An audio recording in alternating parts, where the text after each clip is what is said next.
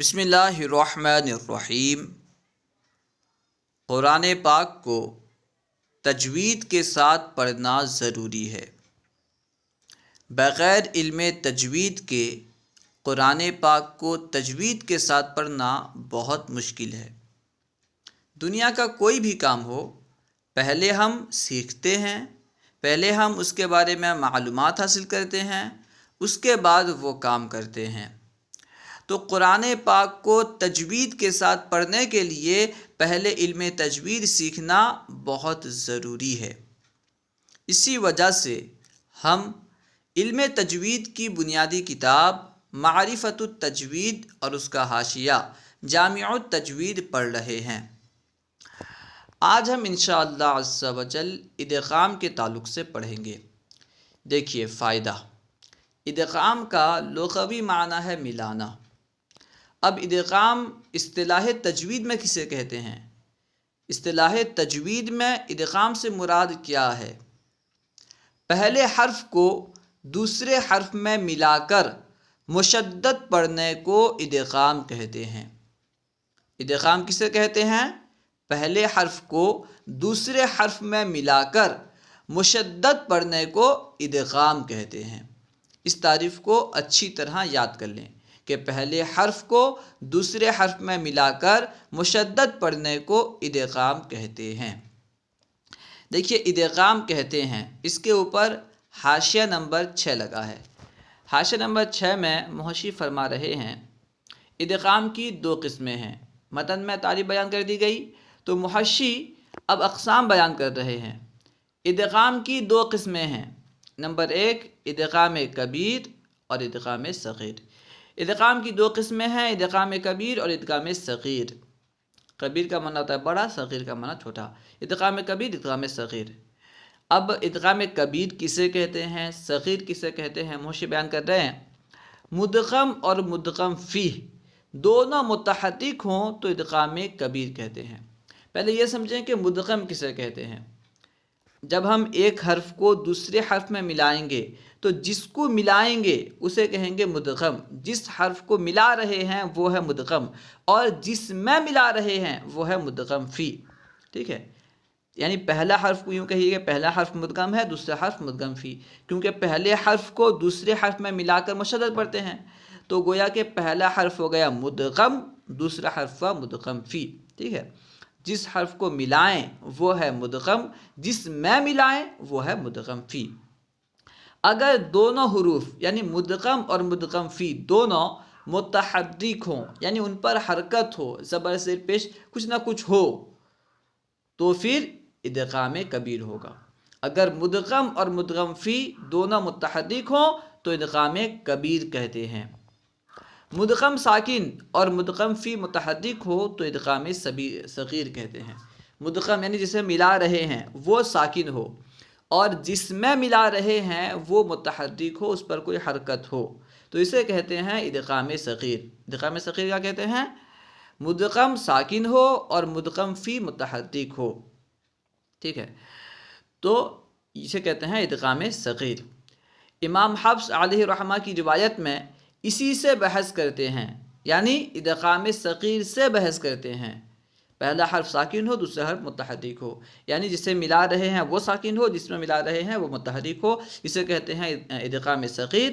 اور امام حفص علیہ الرحمہ کی روایت میں اسی سے یعنی ادغام صغیر سے بحث کرتے ہیں۔ چنانچہ یہی وجہ ہے کہ اس کتاب میں ادغام صغیر ہی کی بحثیں ہیں۔ اس کتاب میں ادغام صغیر ہی کی تعلق سے بیان کیا گیا ہے۔ ادغام کی 2 قسمیں ہیں، ادغام کبیر، ادغام صغیر۔ اگر مدغم اور مدغم فی دونوں متحرک ہوں تو ادغام کبیر، اور اگر مدغم ساکن ہو، مدغم فی متحرک ہو تو ادغام صغیر ہے۔ اور امام حفص علیہ الرحمہ کی روایت میں اسی سے بحث کرتے ہیں، یعنی ادغام صغیر سے ہی بحث کرتے ہیں۔ ٹھیک ہے، ادغام کی تعریف ہم نے پڑھ لی کہ پہلے حرف کو دوسرے حرف میں ملا کر مشدد پڑھنے کو ادغام کہتے ہیں۔ اب یہاں سے ادغام کے تعلق سے بیان کر رہے ہیں، ادغام کی اقسام اور اعتبار سے بیان کر رہے ہیں۔ ادغام میں مدغم اور مدغم فی ایک ہی حرف ہو تو اس کو ادغام مثلین کہتے ہیں، مثلین کہیں گے۔ ٹھیک ہے، جس کو ملا رہے ہیں، جس حرف کو ملا رہے ہیں، جس میں ملا رہے ہیں، اگر دونوں ایک ہی حرف ہوں، یعنی مثال کے طور پر با کو با میں ملائیں یا میم کو میم میں ملائیں، ہا کو ہا میں ملائیں، جس کو ملا رہے ہیں، جس میں ملا رہے ہیں، اگر دونوں ایک ہی حرف ہوں تو کہتے ہیں ادغام مثلین. ٹھیک ہے، ادغام میں مدغم اور مدغم فی ایک ہی حرف ہو تو اس کو ادغام مثلین کہیں گے. ٹھیک ہے، اب دیکھیے مدغم کے اوپر حاشیہ نمبر 1 لگا ہے. دیکھیے حاشیہ نمبر 1 میں کیا فرما رہے ہیں، مدغم جس کو ملایا جائے اسے کہتے ہیں مدغم، مدغم فی جس میں ملایا جائے. ٹھیک ہے، میں اس سے پہلے آپ کو بیان کر چکا ہوں، مدغم سے مراد جس کو ملایا جائے، مدغم فی جس میں ملایا جائے.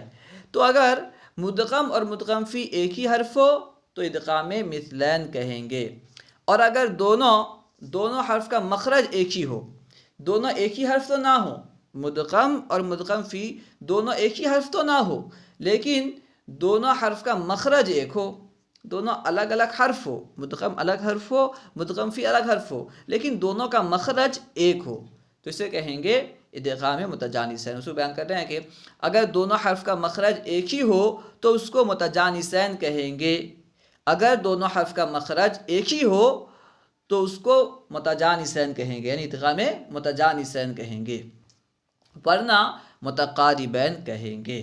ٹھیک ہے، اب دیکھیے ادغام مثلین کہیں گے، مثلین کے اوپر حاشیہ نمبر 2 لگا ہے. دیکھتے ہیں حاشیہ نمبر 2 میں محشی کیا فرما رہے ہیں. نمبر 2، مثلین، متجانسین، متقاربین، یہ تینوں مد کی قسمیں ہیں. مد کی قسمیں نہیں، ادغام کی، یہاں پہ ادغام ہونا چاہیے، شاید کاتب کی کتابت سے مد ہو گیا ہے. یہ تینوں ادغام کی قسمیں ہیں باعتبار محل و مخرج. مثلین، متجانسین، متقاربین، یہ تینوں ادغام کی قسمیں ہیں. کس اعتبار سے ہیں؟ محل اور مخرج کے اعتبار سے. ٹھیک ہے، یعنی کس کا، کون سے حرف کا مخرج، مدغم فی کا مخرج ایک ہے، ایک نہیں ہے. ٹھیک ہے، دونوں ایک ہی حرف ہے، نہیں ہے، اس اعتبار سے محل اور مخرج کے اعتبار سے ادغام کی 3 قسمیں ہیں، مثلین، متجانسین، متقاربین. ٹھیک ہے، کیفیت کے اعتبار سے 2 قسمیں ہیں. کیفیت کے اعتبار سے ادغام کی 2 قسمیں ہیں، ادغام تام، ادغام ناقص. مدغم کی صفت باقی نہ رہے تو اسے ادغام تام کہتے ہیں. مدغم کی صفت یعنی جسے ہم ملا رہے ہیں، اس حرف کی صفت باقی نہ رہے، جس حرف کو ہم ملا رہے ہیں اس کی تمام صفت ختم ہو جائیں تو اسے کہتے ہیں ادغام تام. مدغم کی صفت باقی نہ رہے تو اسے ادغام تام کہتے ہیں. اگر باقی رہے تو ادغام ناقص کہیں گے. اگر مدغم کی صفت باقی ہو، جسے ہم ملا رہے ہیں اس کی کوئی صفت باقی ہو، اسے تو ہم دوسرے حرف میں ملا رہے ہیں لیکن اس کی کوئی صفت باقی رہے تو اسے کہیں گے ادغام ناقص. الحاصل ہے کہ ہم نے 3 طرح ادغام کی تقسیم پڑھی. پہلے ہم نے پڑھا کہ اولاً ادغام کی 2 قسمیں ہیں، ادغام کبیر، ادغام صغیر. اگر مدغم اور مدغم فی دونوں متحرک ہوں تو ادغام کبیر، اگر مدغم ساکن ہو اور مدغم فی متحرک ہو تو ادغام صغیر. یعنی مدغم اور مدغم فی کے متحرک ہونے یا نہ ہونے کے اعتبار سے ادغام کی 2 قسمیں ہیں. اگر دونوں متحرک ہوں تو ادغام کبیر، اگر مدغم ساکن ہو اور مدغم فی متحرک ہو تو ادغام صغیر. ٹھیک ہے، اور محل و مخرج کے اعتبار سے ادغام کی 3 قسمیں ہیں، مثلین، متجانسین، متقاربین. اگر مدغم فی دونوں ایک ہی حرف ہو تو مثلین. اگر دونوں حرف کا مخرج ایک ہو، مدغم اور مدغم فی دونوں کا مخرج ایک ہو تو متجانسین. اور اگر نہ تو دونوں ایک ہی حرف ہو نہ ہی مخرج ایک ہو تو پھر متقاربین. ٹھیک ہے، پھر کیفیت کے اعتبار سے ادغام کی 2 قسمیں ہیں، ادغام تام، ادغام ناقص. کیفیت کے اعتبار سے، ادا کرنے کے اعتبار سے ادغام کی 2 قسمیں ہیں. تو اگر جسے ہم ملا رہے ہیں مدغم کی کوئی صفت باقی نہ رہے تو اسے کہیں گے ادغام تام. اگر مدغم کی کوئی صفت باقی رہے تو پھر اسے کہیں گے ادغام ناقص. ٹھیک ہے، خیر، ادغام میں مدغم اور مدغم فی ایک ہی حرف ہو تو اس کو ادغام مثلن کہیں گے، اور اگر دونوں حرف کا ایک ہی ہو تو اس کو متجانسن کہیں گے ورنہ متقاربین کہیں گے. 28، مثلین کا پہلا حرف ساکن ہو تو ادغام ہوگا، یعنی ہمیشہ ادغام ہوگا. مثلین یعنی دونوں حرف ایک ہی ہوں، مدغم مدغم فی ایک ہی ہوں. مثلین کا پہلا حرف ساکن ہو تو ادغام ہوگا، جیسے مالیہ ہلکہ. مالیہ ہلکہ، دیکھیے مالیہ کے آخر میں ہا ہے اور ہلکہ کا شروع میں ہا ہے. ٹھیک ہے، دونوں ہا مل رہے ہیں، ٹھیک ہے نا، دونوں ایک ہی حرف ہیں، مالیہ ہلاکہ، مالیہ ہلاکہ وغیرہ، ٹھیک ہے۔ دیکھیں ادغام ہوگا، اس کے اوپر حاشیہ نمبر 3 لگا ہے، حاشیہ نمبر 3 میں محشی فرما رہے ہیں ہر جگہ، یعنی مثلین کا پہلا حرف ساکن ہو تو ہر جگہ ادغام ہوگا۔ 19 متجانسین کا پہلا حرف ساکن ہو، متجانسین یعنی دونوں کا مخرج ایک ہو، مدغم اور مدغم فی دونوں کا مخرج ایک ہو، حرف تو ایک نہ ہو، مخرج ایک ہو۔ متجانسین کا پہلا حرف ساکن ہو تو حرف با کا میم میں، کیونکہ با اور میم دونوں ہونٹ زدہ ہوتے ہیں، دونوں کا مخرج ہونٹ ہے، تو با کا ہونٹ میں، تا کا دال میں، دال اور تو میں، کیونکہ تا دال تو تینوں ایک ہی مخرج زدہ ہوتے ہیں، تینوں کو حروف نطعیہ کہتے ہیں، تینوں کا مخرج ایک ہے، تو تا کا دال اور تو میں، با کا میم میں، تا کا دال اور تو میں، سا کا زال میں، کیونکہ سا اور زال دونوں کا مخرج ایک ہے، تو سا کا زال میں، دال کا تا میں، دال تا کا مخرج ایک ہے، دال کا تا میں، زال کا زو میں، زال اور زو کا مخرج ایک ہے، زال کا زو میں، اور تو کا تا میں ادغام ہوگا، ٹھیک ہے۔ با کا میم میں، تا کا دال و تو میں، سا کا زال میں، دال کا تو میں، زال کا زو میں، اور تو کا تا میں ادغام ہوگا، اگر پہلا ساکن ہو تو ادغام ہوگا۔ اس کے اوپر دیکھیے حاشیہ نمبر 4 لکھا ہے، حاشیہ نمبر 4 میں بیان کر رہے ہیں صرف انہی حرفوں میں ہوگا، یعنی صرف انہی حرفوں میں ادغام ہوگا، جو بیان کیا گیا کہ با کا میم میں، ٹھیک ہے، تا کا دال میں، تو میں، جو بھی حروف بیان کیے گئے ہیں انہی میں ہی ادغام ہوگا، صرف انہی حرفوں میں ادغام، صرف انہی حرفوں میں ہوگا، یعنی انہی حرفوں میں ادغام ہوگا جو بیان کیے گئے ہیں۔ ادغام متجانسین میں ہر جگہ تام ہوگا، ادغام متجانسین میں ادغام تام ہوگا، یعنی کیفیت کے اعتبار سے ادغام تام ہوگا، صرف تو کا تو میں ناقص ہوگا، تو کا جب تا میں ادغام کریں گے، جب تو کا ادغام کریں گے تا میں، تو صرف یہاں پہ جو ہے ادغام ناقص ہوگا، اس کے علاوہ جہاں پہ بھی ادغام متجانسین ہوگا ادغام تام ہوگا، ٹھیک ہے، یعنی پہلے حرف کی صفت جو ہے باقی نہیں رہے گی۔ نمبر 30 متقاربین کا پہلا حرف ساکن ہو تو قوف کا کاف میں اور لام رو میں ادغام ہوگا۔ متقاربین یعنی اگر مدغم اور مدغم فی ایک حرف نہ ہو اور نہ ہی دونوں کا مخرج ایک ہو تو پھر متقاربین ہے، تو متقاربین کا پہلا حرف ساکن ہو تو قوف کا کاف میں اور لام کا رو میں ادغام ہوگا۔ دیکھیں قوف اور کاف الگ الگ حرف ہیں، دونوں کا مخرج ایک بھی نہیں ہے، ٹھیک ہے، دونوں کا مخرج ایک نہیں ہے، کیونکہ ایک تعلق جڑ اور نرم حصے سے، ٹھیک ہے نا، تعلق نرم حصے سے ایک تعلق سخت سے زیادہ ہوتا ہے، زبان کی جڑ تعلق نرم حصے سے ایک اور ایک تعلق سخت سے زیادہ ہوتا ہے، تو مخرج ایک نہیں ہے، الگ الگ مخرج ہے، اور نہ ہی دونوں ایک ہی حرف ہے، تو یہاں پہ متقاربین ہوگا، تو قوف کا کاف میں اور لام کا رو میں ادغام ہوگا، ادغام ہوگا۔ اس کے اوپر حاشیہ نمبر 5 ہے، دیکھیے حاشیہ نمبر 5 میں محشی کیا فرما رہے ہیں، حاشیہ نمبر 5 میں فرما رہے ہیں قوف کا کاف میں ادغام ناقص اور تام دونوں ہوگا، قوف کا کاف میں ادغام تام ادغام ناقص دونوں ہو سکتا ہے مگر تام اولا ہے، وہ بیان کیا کہ قوف کا کاف میں ادغام ناقص اور تام دونوں ہوگا مگر تام اولا ہے۔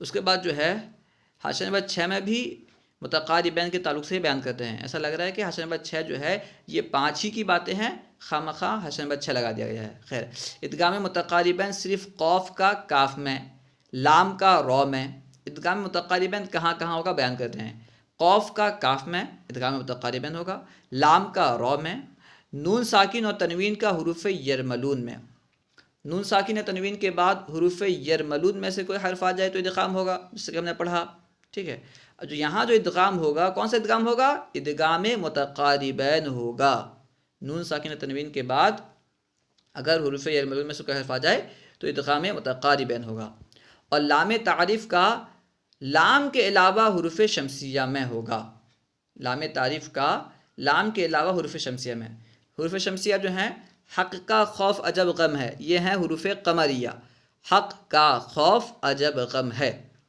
اس کے علاوہ حق کا خوف عجب غم ہے، اس میں جتنے حروف ہیں ان کے علاوہ باقی حروف حروف شمسیہ ہیں، حروف شمسیہ میں لام بھی ہے، لام کے علاوہ جو حروف شمسیہ ہیں، ٹھیک ہے، ان میں لام تعریف کا جو ادغام ہوگا یہ ادغام متقاربین ہوگا، ٹھیک ہے، کیونکہ جب لام تعریف کے بعد حروف شمسیہ میں سے کوئی حرف آتا ہے تو لام تعریف کو حروف شمسیہ میں ادغام کر کے پڑھتے ہیں، جیسے الشمس لام تعریف نہیں پڑھ رہے ہیں نا، تو یہاں جو ادغام ہوگا ادغام متقاربین ہوگا، ٹھیک ہے، لام تعریف کا لام کے علاوہ حروف شمسیہ میں ہوگا، ٹھیک ہے۔ ادغام متقاربین کہاں کہاں ہوگا؟ قوف کا کاف میں، لام کا رو میں، نون ساکن و تنوین کا حروف یرملون میں، لام تعریف کا لام کے علاوہ حروف شمسیہ میں، ٹھیک ہے۔ یہ ادغام متقاربین کہاں کہاں ہوگا اسے بیان کر دیا گیا۔ اب یہاں سے الگ بات شروع ہو رہی ہے، ہم ادغام کے تعلق سے پڑھ چکے ہیں، انشاءاللہ عز و جل یہاں سے دوسری ویڈیو میں پڑھیں گے۔ السلام علیکم ورحمۃ اللہ وبرکاتہ۔